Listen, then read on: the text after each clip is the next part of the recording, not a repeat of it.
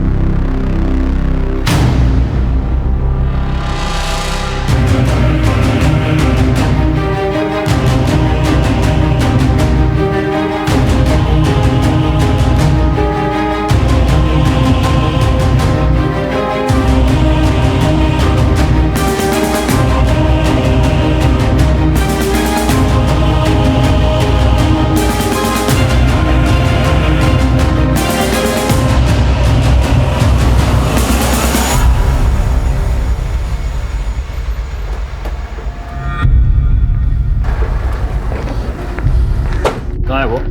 आपके केबिन में बिठा के रखा है।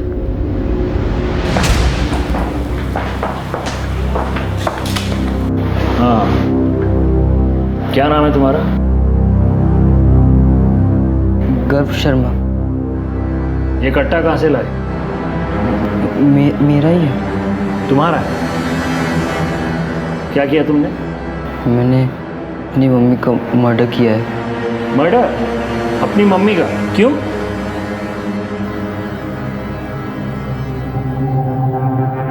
तुम रहते कहाँ हो?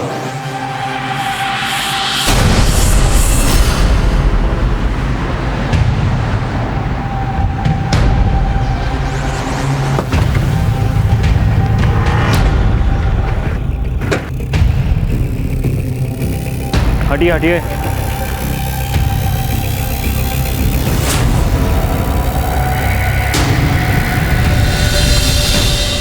कहाँ है? घर से। पर आप इनको ले जाइए प्लीज। कम।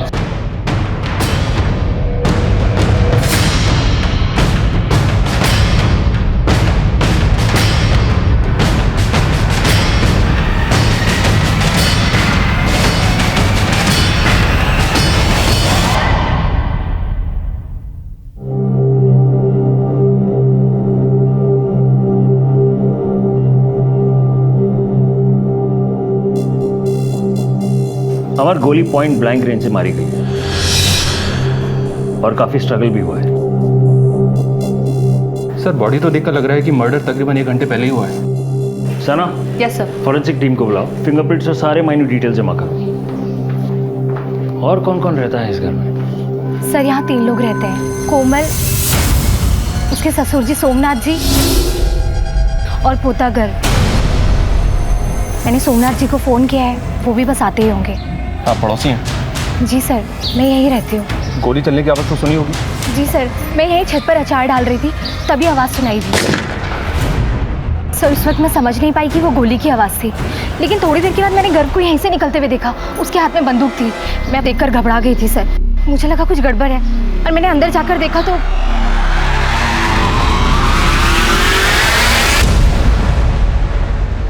वक्त क्या रहा होगा? सर करीब 2-2:15 बजा होगा। अरे एक मिनट, कहाँ जा रहे हैं? ऊपर नहीं जा सकते आप। घर है मेरा। सर ये सोमनाथ जी हैं, इस मकान के मालिक। ठीक है, चाहिए।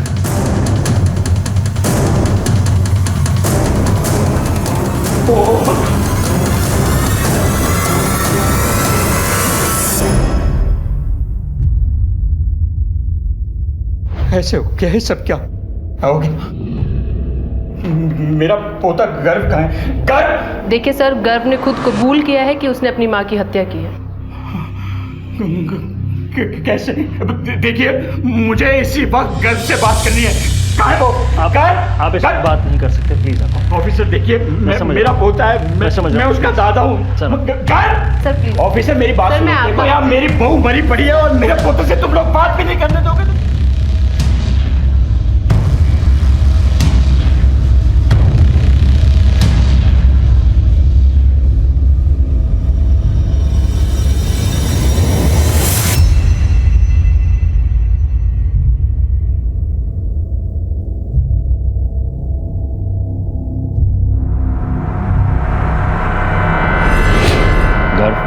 बताओ, तुमने अपनी माँ को क्यों मारा?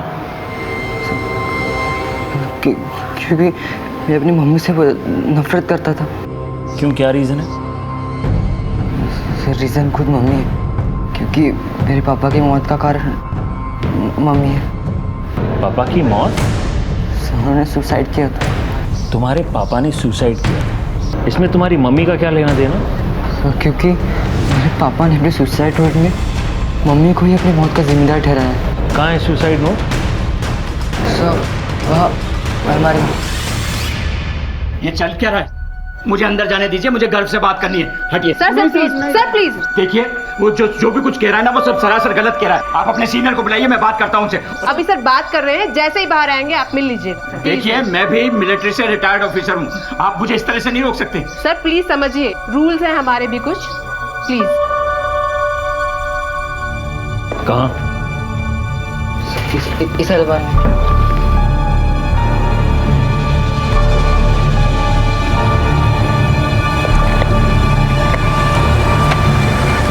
नहीं है, इसी में लगा था मैं।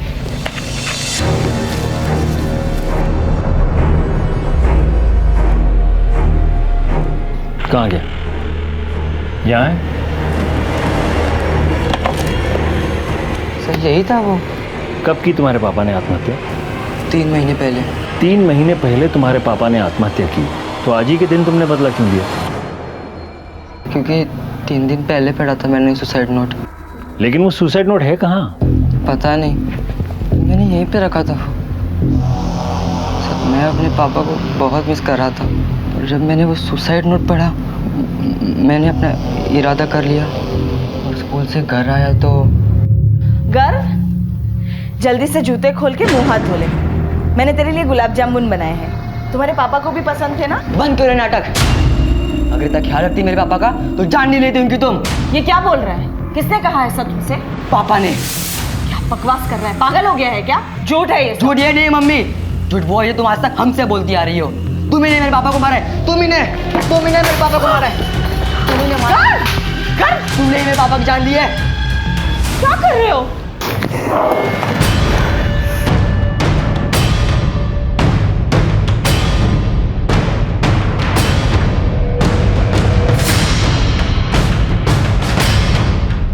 वो कट्टा तुम्हारे पास कहाँ से आया? कट्टा सर, घर पर ही था वो। घर में कहाँ से आया? कौन लाया? पता नहीं, कई दिन से ड्रॉअर में ही पड़ा था। क्या कर रहे हैं आप? कहाँ ले जा रहे हैं? मैं इसे आपको ले जाने नहीं दूंगा। अरे ऑफिसर, मैं छोटा बच्चा है, आप समझ। Hope you understand. आपको जो कुछ भी कहना है पुलिस स्टेशन आके। अरे ऑफिसर, आप ऐसे कैसे कर सकते हैं? मेरी बात तो सुनिए आप।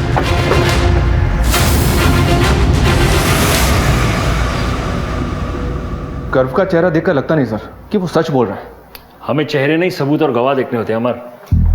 तहकीकात में यह तय करना होता है कि सच क्या है और झूठ क्या है।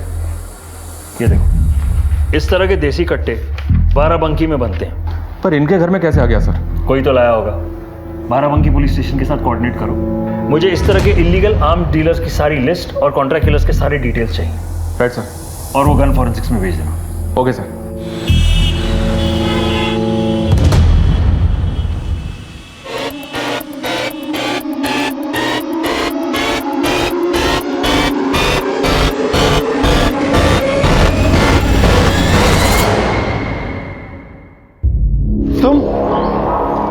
अभी तक डिलीट नहीं किया ना आपने ये वीडियो? इस ताका झाकी के चक्कर में ना एक दिन बहुत बुरा फंसेंगे आप। अरे कब तक मैं आपको इन पछड़ों से निकालती फिरूंगी?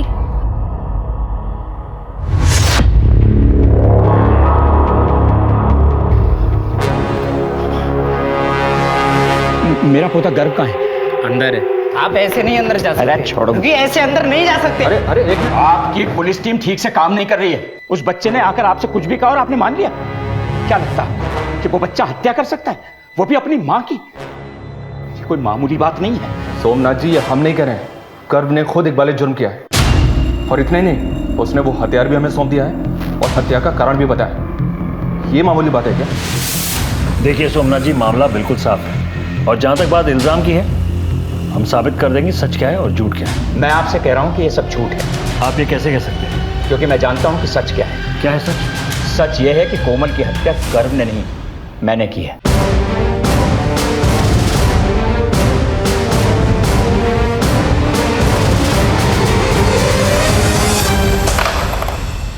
हम मुजरिमों के पीछे काफी भाग दौड़ करके उन्हें पकड़ते हैं, कई तरकीबें आजमाते हैं उनसे जुर्म कबूल करवाने की, मगर इस हत्याकांड में दो लोग खुद चलकर हमारे पास आए थे और दोनों ही जुर्म का इकबाल कर रहे हैं। मैंने अपनी मम्मी का मर्डर किया है। कोमल की हत्या गर्व ने नहीं, मैंने की है। कभी कभी प्लेट में सजी सजाई कोई चीज मिल जाए तो शक और गहरा हो जाता है। देखते जाइए, ये तो एक मोड़ आया है, अभी आगे कई और मोड़ बाकी हैं, कई और झटके बाकी हैं।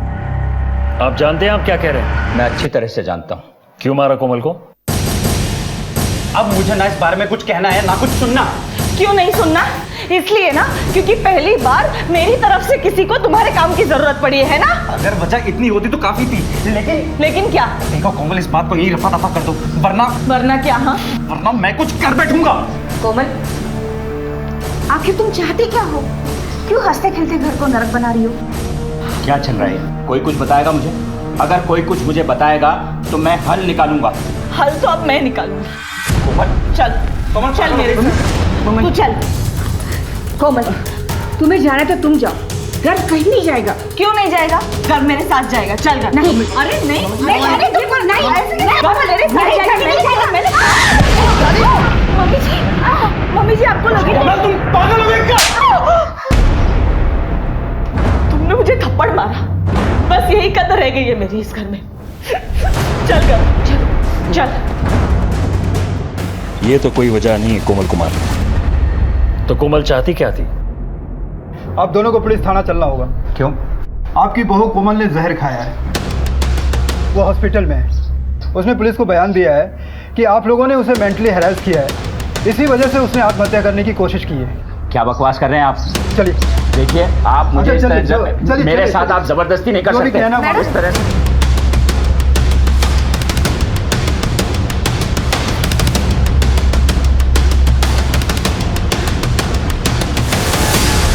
इतना सब कुछ होने के बाद भी मैंने दोनों को मिलाने में कोई कसर नहीं छोड़ी। वकील साहब, बेल करवाने के लिए बहुत बहुत शुक्रिया। सुनील, तू कुछ बताता क्यों नहीं है? तुम दोनों के बीच किस बात को लेकर इतना तनाव है जो बात यहां तक पहुंच गई?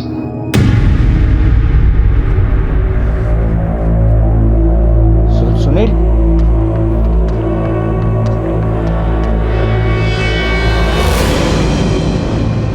सुनील, तुझसे एक बहुत जरूरी बात करनी है। देख बेटा, पति पत्नी के बीच तो ये सब चलता ही रहता है। तू जा और कोमल को मना कर ले। नहीं पापा, मैं उसे लेने नहीं जाऊंगा। मैं उससे डिवोर्स लूंगा। बेटा, पति पत्नी के बीच में तो डिवोर्स हो सकता है, पर माँ बाप के बीच में तो नहीं हो सकता ना। गर्व के लिए, अपने बच्चे के लिए कोशिश तो कर। बेटा, मैं अपने पोते को मिले बगैर नहीं रह सकती। जाकर उसे ले आ। तो फिर क्या कोमल वापस आ गई?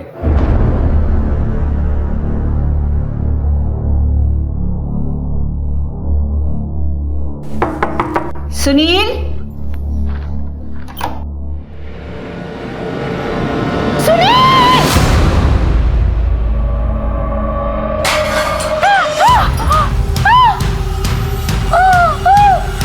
कौशल्या, कौशल्या, कौशल्या, कौशल्या! सुनील! उसने हम पे इतना संगीन इल्जाम लगाया जिसकी वजह से मेरे इकलौते बेटे ने आत्महत्या कर ली। उस सदमे में मेरी पत्नी चल बसी। हमारा हंसता खेलता परिवार बर्बाद हो गया। मगर उसी दिन मैंने ठान लिया था। मैं आपके साथ घर लौटने को तैयार हूँ, लेकिन मेरी कुछ शर्तें हैं। मुझे तुम्हारी सब शर्तें मंजूर हैं। बेटा, जो भी कुछ मेरा है वो तुम्हारा और गर्व का ही तो है। गर्व के लिए सही तुम मेरे साथ घर लौट चलो। अब मुझे यह बता दीजिए कि कैसे किया आपने ये सब।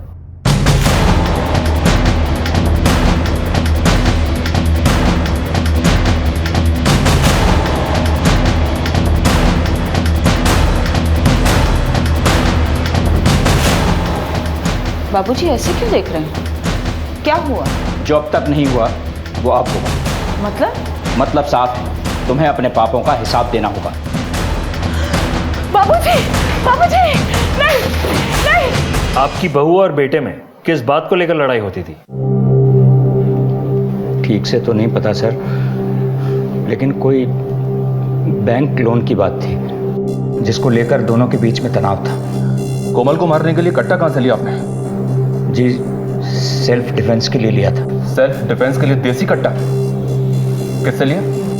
बहुत दिन हो गए, याद नहीं है। आप एक फौजी और ये भी नहीं जानते कि गैर कानूनी हथियार रखना एक जुर्म है? जी जानता हूं, लेकिन सोमनाथ जी, गर्व ने अपने पापा के सुसाइड नोट की बात कही थी हमसे। क्या आपको पता है वो सुसाइड नोट कहाँ है? Suicide note? मैं किसी सुसाइड नोट के बारे में नहीं जानता। तो आप ये तो जानते ही होंगे कि आपके स्टेटमेंट के बाद आप पर कानूनी कार्रवाई की जा सकती है। जानता हूं इंस्पेक्टर साहब, गलती तो मुझसे हुई है। कोमल को मारने के बाद अगर मैं वहां से नहीं चला जाता तो मेरा बच्चा मुसीबत में नहीं पड़ता। आप गर्व को जाने दीजिए, वो निर्दोष है। मैं कह रहा हूं ना आपसे, उसने कुछ नहीं किया, मैंने हत्या की। कहानी अच्छी है, अपने पोते को बचाने के लिए कह रहे हैं ना ये सब? नहीं साहब, ये कहानी नहीं है। मैंने आपको वो बताया है जो हुआ। ठीक है, आपने अपना जुर्म कबूल कर लिया है और उसने अपना, लेकिन हम अपने तरीके से असली मुजरिम को पकड़ेंगे और उसके बाद ही नतीजे पे पहुंचेंगे कि कौन रहेगा और कौन जाएगा। दोनों के बयान बहुत कुछ कह रहे थे, दिमाग में कई सवाल कूद रहे थे।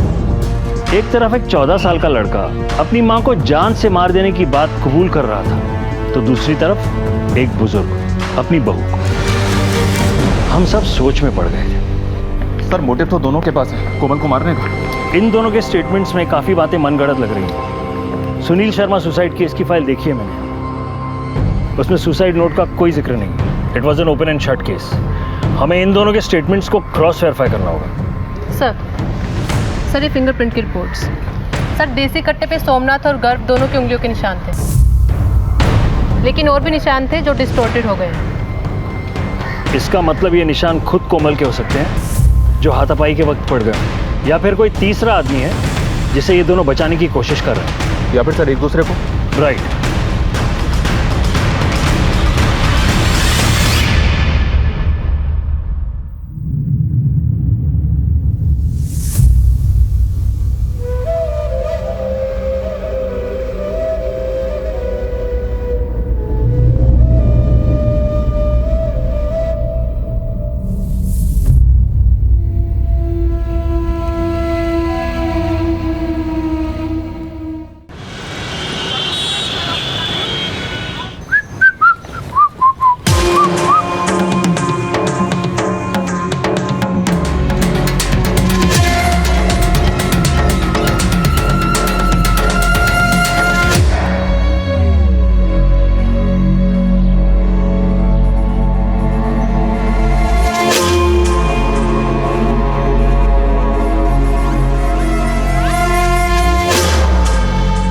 सर, पिछले 15 मिनट से दोनों ने एक बार भी बात नहीं की। अमर करेंगे, घड़ा भर के छलकने में कुछ समय तो लगता है। बाराबंकी से कोई खबर? सुबह ही बात हुई थी सर, शाम तक डिटेल्स आ जाएंगी। देखो, गन तो आई है और हत्या भी हुई है। अब जाहिर सी बात है कि गन इनके पास उड़कर तो नहीं आई, कोई लाया होगा। अब जब तक इस देसी कट्टे की गुत्थी नहीं सुलझ जाती हम इन्हें क्लीन चिट नहीं दे सकते।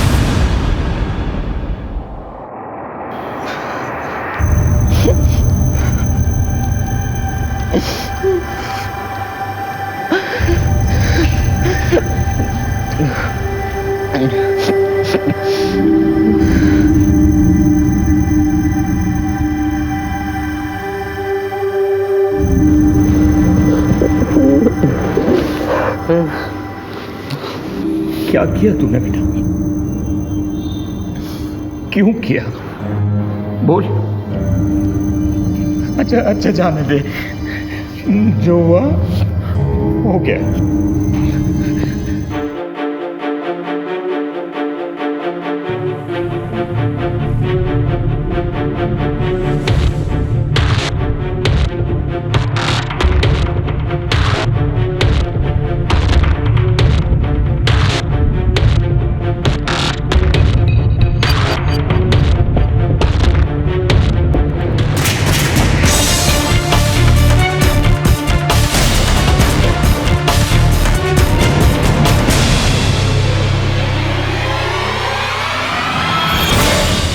ये मोहल्ला जितना सामान्य अब दिख रहा है वो घटना के वक्त ऐसा था नहीं। जिस तरह डॉक्टर हर मरीज का अलग इलाज करता है उसी तरह हम पुलिस वालों को भी मुजरिम देख के पैंतरे इस्तेमाल करने पड़ते हैं। मैं सिर्फ इतना बता दूं कि अब इस केस की दिशाएं बदल गई थी और अब ये केस अनोखे से भी ऊपर उठ चुका था।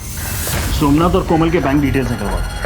सुनील जिस बैंक में मैनेजर था वहाँ की डिटेल्स निकलवाओ कि किस रिश्तेदार के लोन के कारण सुनील और कोमल एक दूसरे से लड़ रहे थे। एक टीम बना ली हमने सर, जो घर मोहल्ले और फैक्ट्री से सारी डिटेल्स जमा करेगी। कोमल के मैके में पूछताछ करते हैं। होशियारी से इन्वेस्टिगेशन होनी चाहिए। Then we have to speed up. Right sir. Okay.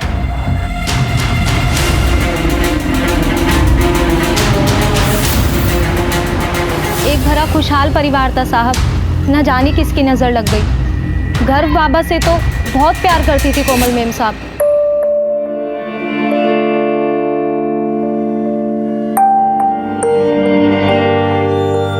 जहाँ तक सोमनाथ जी का सवाल है, कोमल मेम साहब और उनकी ज़्यादा बातचीत नहीं होती थी। क्या इन दिनों तुम्हारी कोमल मेम साहब की किसी के साथ कोई अनबन चल रही थी, खासतौर पर सोमनाथ जी से? नहीं साहब। किसी और का घर में आना जाना रहता है? नहीं। कभी किसी को लड़ते झगड़ते देखा है कोमल जी से? हाँ साहब, पड़ोस के रस्तोगी साहब से मेम साहब का झगड़ा हुआ था।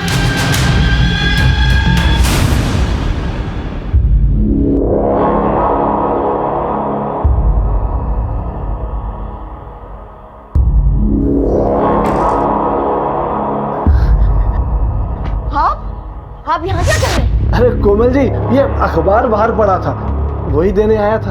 अखबार देने क्यों आ गए? अखबार बाहर पड़ा है तो पड़ा रहने दीजिए, और देने भी आए तो ऐसे सीधे अंदर चले आएंगे आप? आवाज नहीं दे सकते? आप तो बेकार में नाराज हो रही हैं। मैं तो बस यूं ही अपना घर समझ के आ गया था। अपना घर समझ के आ गए थे? जैसे आए वैसे के वैसे दफा हो जाइए यहाँ से।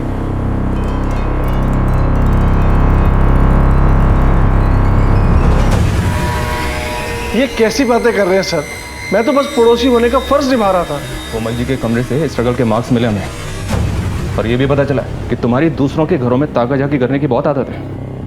अकेली औरत देखी तो नियत में खोट आ गया होगा, है ना? नहीं नहीं सर, ऐसी कोई बात नहीं है। मैं कोई ताका झाकी नहीं करता। मैं तो बस मोहल्ले में नजर रखता हूँ। नजर रखते हैं? क्यों? नजर रखते रखते कभी किसी को आते जाते देखा उस घर में? नहीं सर। देख रस होगी, आज के बाद हमारी नजर तुझ पे रहेगी, समझे? आप कहना क्या चाहते हैं? ये सब हमने किया है? देखिए मैडम, आप हमें कायदा कानून ना समझें तो ही अच्छा होगा। तहकीकात चल रही है हमारी, और हाँ, जब तक हमारी तहकीकात पूरी नहीं होती आप दोनों पति पत्नी ये शहर छोड़कर कहीं नहीं जा सकते। समझ में आया? जी।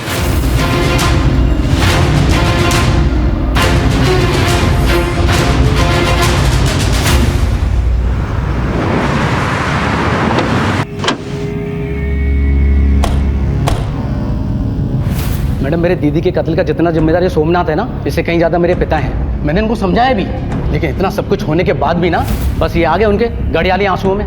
दीदी, ये आप क्या कर रही हो? अब वापस उस घर में जाना चाहती हो? अब पागल हो गई हो? तू चुप रह। कोमल ठीक कर रही है। अरे सोमनाथ जी खुद चल कर आए हैं और फिर गर्व हमसे ज्यादा उनके पास खुश रहेगा। और मैडम वो तो पहले से चाहते थे हमसे कैसे भी बदला ले अपनी पत्नी और बेटे का। मैडम वो तो चाहते थे अपने पोते को हासिल करना, लेकिन बस दीदी उनकी चिकनी चोपड़ी बातों में आ गई। मैं जानती हूँ उन लोगों से बहुत गलतियां हुई है, लेकिन मुझे गर्व के भविष्य की चिंता है, इसलिए मुझे जाना पड़ेगा। आप लोग चिंता मत कीजिए, मैं सब संभाल लूंगी। ये ठीक कह रहे हैं, मैं ही नहीं समझ सका। उस दिन कोमल के जज्बाती फैसले को मैंने ठुकरा दिया होता और उसे नहीं भेजा होता तो आज मेरी बेटी जिंदा होती। कोमल और सुनील का किस बात को लेकर झगड़ा होता था और ये किस मायके वालों को लोन दिलाना चाहती थी वो? ये तो मुझे नहीं पता, पर मैं एक बात कह सकता हूँ, मेरी बेटी का कत्ल सोमनाथ ने ही किया है। वो एक बेदिल इंसान है। पर गर्व तो कह रहा था कि उसने किया है। मैडम गर्व झूठ बोल रहा है। उस बुड्ढे ने गर्व को अपनी तरफ किया है। आप उस बुड्ढे को तोड़िए, सच बाहर आ जाएगा।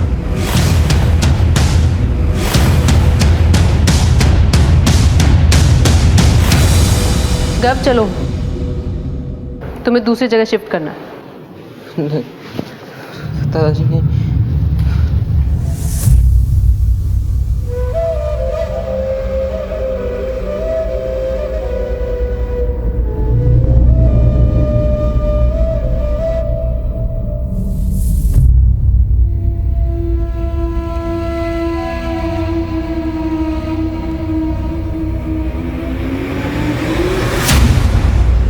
कुएं से तल की मिट्टी लाने के खेल मैंने बचपन में बहुत खेले थे। एक लंबी सांस लेकर कूद पड़ते थे। अब मुझे बिल्कुल वैसा ही लग रहा था। लंबी सांस भी भर ली थी और कूद भी पड़े थे, लेकिन तल की मिट्टी अब तक हाथ नहीं आई थी और खाली हाथ ऊपर भी नहीं जा सकते थे। खैर, इस केस की बात करें तो कोमल और सोमनाथ के परिवार के बीच इतने सारे हादसे होना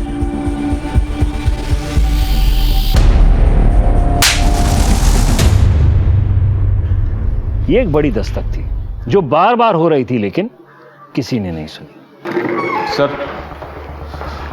बाराबंकी पुलिस से रिपोर्ट आई है। 3 लोग हैं जो इलीगल वेपन सप्लाई का काम करते हैं। पप्पू, मदन और इकबाल। फिलहाल ये 3 अंडरग्राउंड है सर। और बाराबंकी पुलिस ने एक बात और बताई है कि लखनऊ शहर की डीलिंग्स ये पप्पू यादव करता है। अपने मुखबिरों को काम पे लगा दो, मुझे किसी भी कीमत पे ये लीड चाहिए। बैठ सर। सर, ये कोमल शर्मा की कॉल डिटेल्स हैं। इस नंबर से किसी दीपक वर्मा को लगातार कॉल किए गए हैं और कॉल्स रिसीव भी हुए। सर, नेक्स्ट पेज पर कोमल शर्मा की बैंक अकाउंट की स्टेटमेंट है। उसी बैंक अकाउंट से लोन की प्रोसेसिंग फीस पे हुई है दीपक वर्मा के नाम पे। सर, जब हमने उसके बारे में पता लगाया तो बहुत ही इंटरेस्टिंग सच सामने आया है। ये दीपक वर्मा कोमल के कॉलेज में ही पढ़ता था। दीपक वर्मा?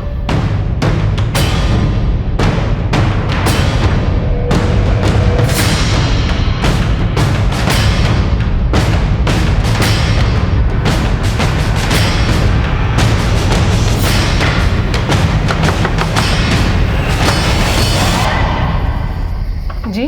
कोमल के मर्डर के बारे में दीपक वर्मा से बात करनी है, बुलाइए उसे। उस डायन औरत ने जीते जी तो हमारा जीना हराम कर ही दिया था, और मरने के बाद भी हमारा पीछा नहीं छोड़ रही है। देखिए, उससे हमारा कोई लेना देना नहीं है। कौन है?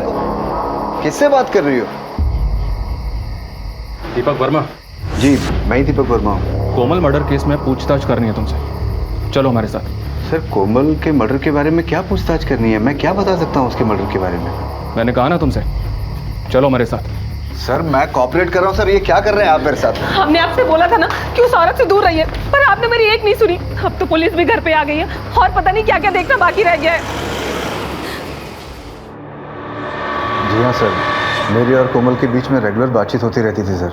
दरअसल कोमल और मैं बचपन के अच्छे दोस्त हैं सर, एक दूसरे को बहुत अच्छी तरह से जानते थे। कोमल तुम्हें लोन क्यों दिलवाना चाहती है? इस लोन के चक्कर में कोमल और उसके पति सुनील के बीच झगड़े भी हुआ करते थे, क्यों?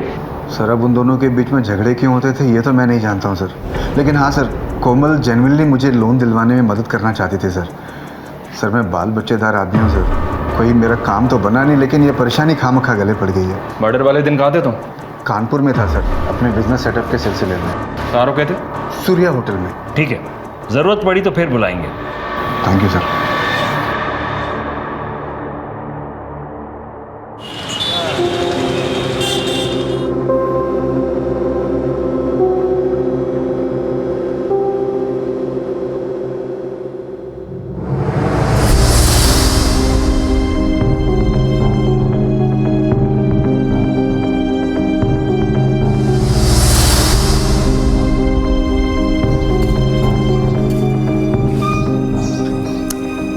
क्या बाबूजी, आपने फिर इसे स्कूटर दे दिया? कोमल, ये मेरा पोता है, एक फौजी का पोता। मैं इसे हर तरह से तैयार करूंगा। स्कूटर क्या, मैं इसे कार चलाना भी सिखाऊंगा, है ना गर्व? यस।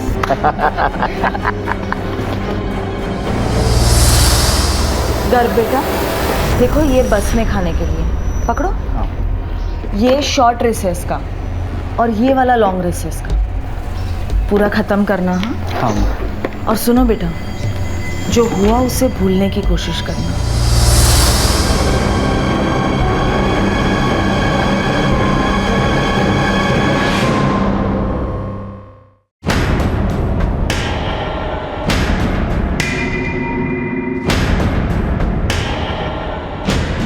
जी सर, ये फैक्ट्री सोमनाथ शर्मा जी का है। फैक्ट्री लीज पे देने के बाद वो टाइम पास के लिए यहाँ आया जाया करते थे। ये कोमल मैडम का इस फैक्ट्री में आना जाना होता था?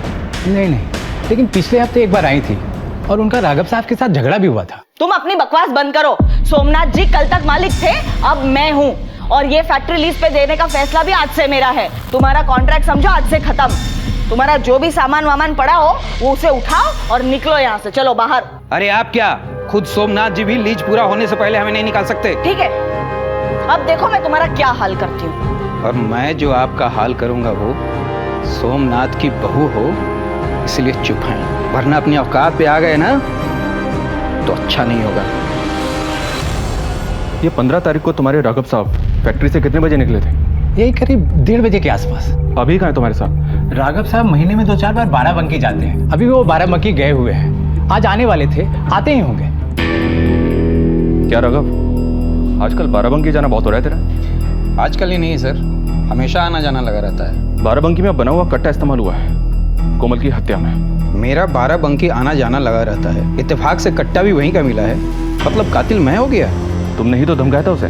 हाँ, धमकाया था, बात ही कुछ ऐसी कर रही थी वो। कोमल ने ये फैक्ट्री किसी को लीज पे देने के बाद क्या कही? तुमने तो मरवा ही दिया उसको। गलत इल्जाम लगा रहे हैं सर आप हम पर। बहुत वफादारी के साथ अपना काम करता आया हूँ। वो औरत पहले अपना घर जला ली और चली थी फैक्ट्री हथियाने।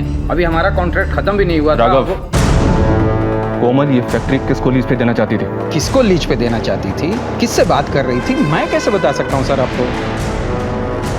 ठीक है, आज के बाद जब भी बाराबंकी जाओगे ना तो मुझसे पूछ के जाना, समझे? कभी कभी हम मेहनत तो बहुत करते हैं मगर परिणाम नहीं मिलता। मगर इस केस में हमारी मेहनत ने जो रंग लाया था उसे देखकर आप भी हैरत में पड़ जाएंगे। शुरू से ही मेरी 99% गट फीलिंग ये कह रही थी कि ये दोनों निर्दोष हैं। मैंने ये तेरा इल्जाम अपने सर ले लिया है। हाँ, कोई इंस्पेक्टर कोई पुलिस वाला तुझे पूछे ना तो बोलना दादाजी को बचाने के लिए तूने ये सब किया है। दादाजी, अपनी मम्मी को नहीं मारा? ये क्यों पूछ रहा है तू? क्योंकि मैंने तो मम्मी को नहीं मारा, मैंने आपको घर से निकलते हुए देखा। दादाजी,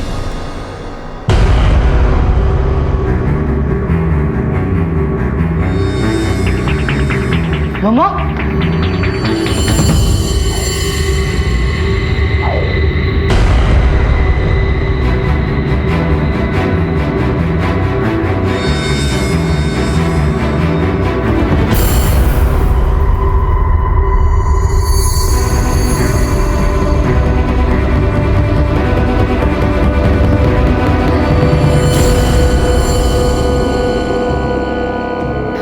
घर में मैंने मम्मी की लाश देखी, इसलिए मुझे लगा आपने मम्मी को मारा, इसलिए मैं घर लेके पुलिस स्टेशन पहुंच गई। लेकिन दादाजी, मम्मी को आपने नहीं, मैंने भी नहीं, तो किसने मारा? दोनों ने भले ही एक दूसरे को बचाने के लिए झूठ बोला था, लेकिन उस झूठ में थोड़ी मिलावट थी और हमें दूध का दूध पानी का पानी करना था, पूरे सच को सामने लाना। हमारी टीम को पता चला है कि पप्पू यादव नाम का एक बंदा है जो इल्लीगली कट्टे सप्लाई करता है। हमें शक है कि वो कट्टा लखनऊ में उसी ने सप्लाई किया है। अभी अभी हमें खबर मिली है कि वो आपके शहर लखनऊ में गोमती नगर में छुप के बैठा है। Thank you.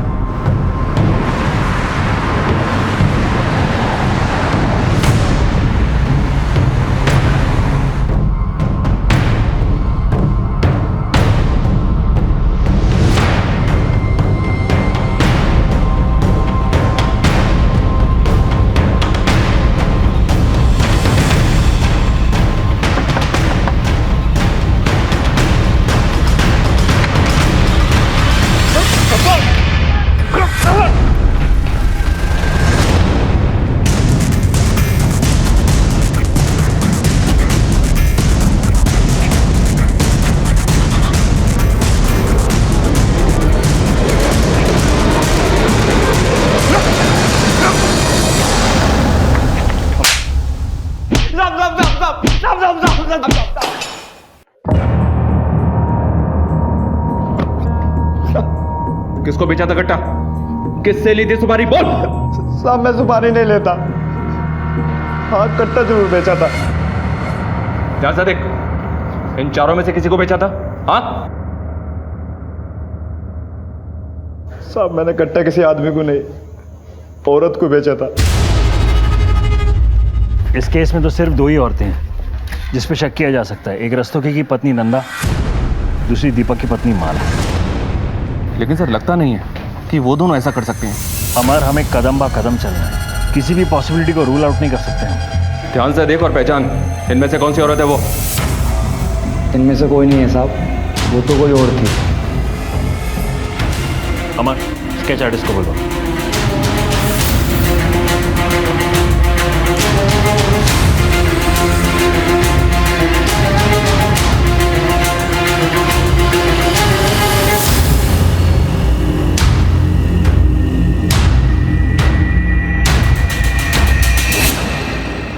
ये तो कोमल है सर।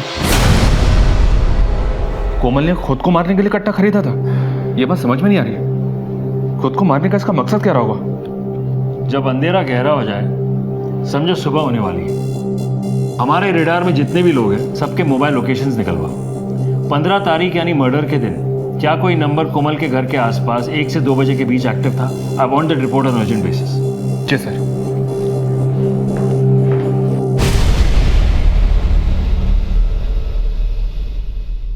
बाबा, मेरी मौत की जिम्मेदार कोमल है। उसने मेरा विश्वास तोड़ा है।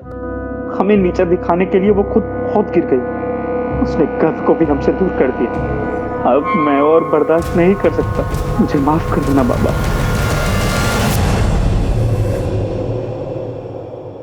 सर, हमारा शक बिल्कुल सही निकला। ये देखिए, उस दिन इन लोगों के मोबाइल्स कोमल के घर के आसपास एक्टिव थे, लेकिन ये नंबर देखिए, ये बहुत खास है।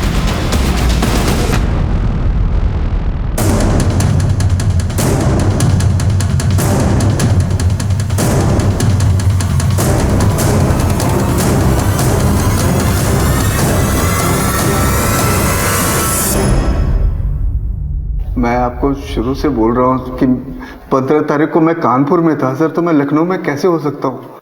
तुम सही कह रहे हो। हम भी यही सोच रहे थे कि जो आदमी कानपुर में है वो लखनऊ कैसे आ सकता है। इसीलिए हमारी टीम खुद कानपुर गई। हाँ मैम, दीपक सिंह ने होटल बुक किया था 15 तारीख को और वो आए भी थे, लेकिन रात को 9 बजे। कोमल का मर्डर हुआ दोपहर 2 बजे। लखनऊ से कानपुर का सफर तूने तय किया केके ट्रेवल्स की कार में। शाम को 6 बजे तू यहां से निकला और तकरीबन 45 मिनट एक ढाबे पर खाना खाने के बाद 9 बजे तू सूर्या होटल पहुंचा। अब इतने सारे सबूत दे दिए हैं तो आंखों के सामने अंधेरा छा गया होगा ना दीपक? अब सच सच बताओ, वरना सच उगलवाने के तरीके आते हैं। मैं सब बताता हूँ सर, सब सच सच बताता हूँ सर। सर ये कहानी हमारे कॉलेज डेज की है। मैं और कोमल एक दूसरे से बहुत प्यार करते थे। हम शादी करना चाहते थे सर, लेकिन मैं लाइफ में सेटल नहीं था, इसलिए कोमल के पापा ने उसकी शादी सुनील से कर दी और मैंने भी बाद में माला से शादी कर ली। हम दोनों ही अपनी जिंदगी में आगे बढ़ चुके थे, लेकिन 3 महीने पहले मेरी मुलाकात अचानक कोमल से हो गई। अरे दीपक! अरे कोमल, तुम? कितने सालों बाद कैसे हो? मैं ठीक हूँ यार, तुम कैसी हो? बढ़िया बढ़िया। और यहाँ कैसे, क्या चल रहा है? सब ठीक चल रहा है। अभी कोलकाता से अपना बिजनेस पूरा का पूरा रैप अप करके यहाँ आया हूँ। अच्छा। अब यहाँ अपने बिजनेस को सेटअप करने के लिए लगा हुआ हूँ, लेकिन क्या करूँ, ना तो बिजनेस का लोन प्रोसेस हो रहा है और ना ही कोई और काम बन रहा है। तुम्हें लोन चाहिए? हाँ। मेरे हस्बैंड बैंक में मैनेजर है, मैं करवाती हूँ लोन तुम्हारा, हो जाएगा तुम्हारा काम। मैं सुनील से बात करती हूँ। अभी भी तुम्हारे दिल में पुराने आशिक के लिए जगह बाकी है? अच्छा, इसलिए उसकी लोन रिजेक्ट करवा दी तुमने? क्या बात कर रही हो तुम? देखो मैं बैंक मैनेजर हूँ, बैंक का मालिक नहीं। अगर लोन एप्लीकेशन रिजेक्ट हो गया तो हो गया, बस। मुझे इस मामले में ना तुमसे कुछ कहना है ना कुछ सुनना है। अच्छा, तो तू था उनके झगड़े का कारण? फिर? सर, सुनील की मौत के बाद कोमल वापस अपने मैके में रहने के लिए आ गई और इसी दौरान हम दोनों की नजदीकियां और बढ़ गई। तुमने क्यों छोड़ दिया मुझे दीपक? मैं आज भी तुम्हारी हूँ, प्लीज मुझे दोबारा अपना लो। शायद हम एक दूसरे के लिए ही बने हैं दीपक। कोमल, अब मैं कभी तुम्हें दोबारा छोड़कर नहीं जाऊंगा, कभी नहीं। कोमल सोमनाथ की फैक्ट्री भी लीज पे तुझे ही देना चाहती थी ना? जी सर। सर ये सच है कि कोमल ने मेरे लिए ही फैक्ट्री के मैनेजर राघव से पंगा लिया था। मेरी और कोमल की नज़दीकियों की खबर मेरे घर तक पहुंच गई थी सर, और मेरा और मेरी पत्नी के बीच रोज झगड़ा शुरू हो गया था। और इसी बीच कोमल के हाथ सुनील का सुसाइड नोट लग गया।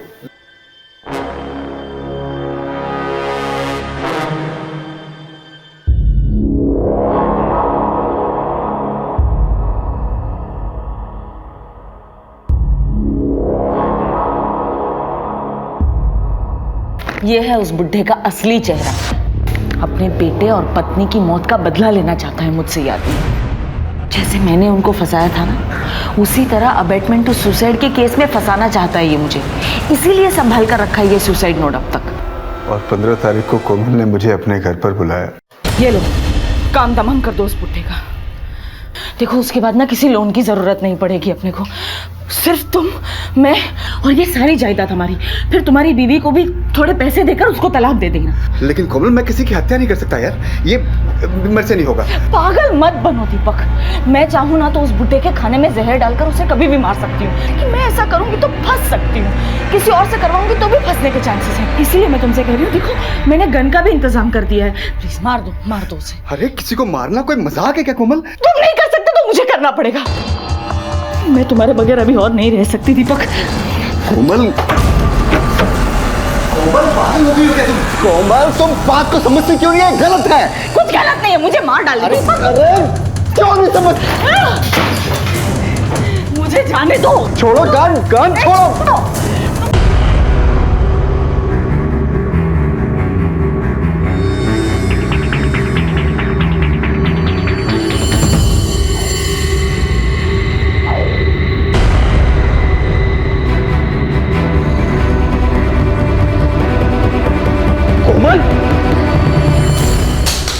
कोमल मुझसे सच्चा प्यार तो करती थी सर, लेकिन वो मुझे खूनी बनाना चाहती थी।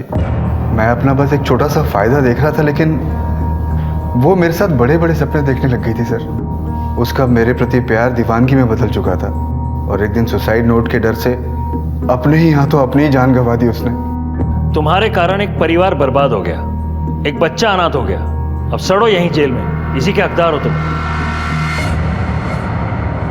कोमल के पिता ने कोमल की मर्जी के खिलाफ उसका ब्याह सुनील के साथ कर दिया था, बिना ये जाने कि उसके मन में दीपक के लिए जगह है। ये पहली दस्तक थी, लेकिन कोमल का दोबारा दीपक से मेलजोल ये एक और दस्तक थी। और ये वो दस्तक थी जो दबे पैर हर मोड़ पर उनकी जिंदगी में आती रही और तबाही मचा गई। कोमल को भी एक दस्तक मिली थी जो खतरे की नहीं, उसके लिए भलाई की थी। सोमनाथ ने वो सुसाइड नोट उनसे बदला लेने के लिए नहीं, उन्हें बचाने के लिए छुपाया था।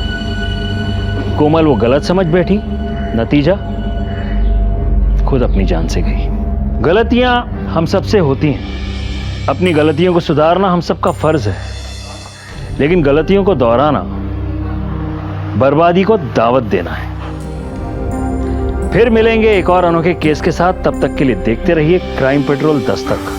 मकसद बताना नहीं, बचाना है।